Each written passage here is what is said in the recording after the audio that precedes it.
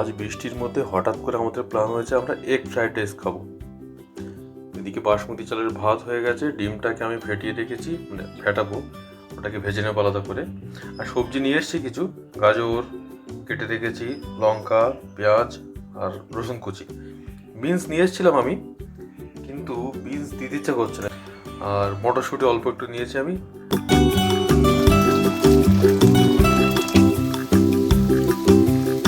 রাত পোহালেই বিবাহবার্ষিকী, তাই egg fried rice বানাতে বানাতে আবার এখন রাত্রেবেলা ছুটলাম একটা ফুলের দোকানের অভিমুখে, যাতে অ্যাটলিস্ট মাঝরাতে বউকে বিবাহবার্ষিকী শুভেচ্ছা জানাতে পারে একটা গোলাপ দিয়ে।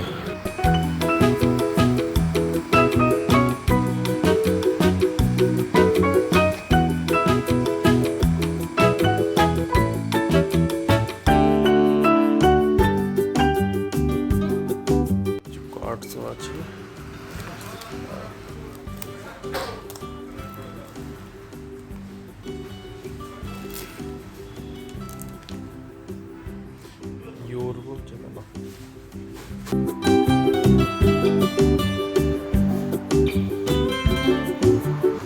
ফ্রাইড রাইস আমাদের তৈরি হচ্ছে, তার মধ্যে রিয়া আবার কিছু খাবারও নিয়ে এসছে, স্ন্যাক্স।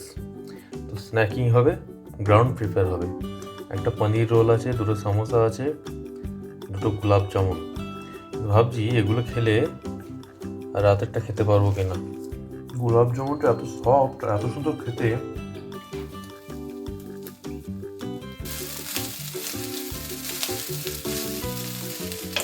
এই হয়ে গেল আমাদের সাদামাটা এগ ফ্রাইড রাইস। আসলে ফ্রাইড রাইস করতে গেলে মানে আমি ছোটো চালে করতে ভালোবাসি। চাইনিজ মানে আমার কাছে কলকাতা, বিশেষ করে চায়না টাউন, ওখানকার কিছু কিছু রেস্টুরেন্ট আমার খুব প্রিয়। মানে ফ্রাইড রাইস মানে আমার প্রথমে ফ্রাইড রাইস, চিলি চিকেন আর চিলি ফিশ, এই কম্বোটাই আমার মাথায় আসে প্রথম।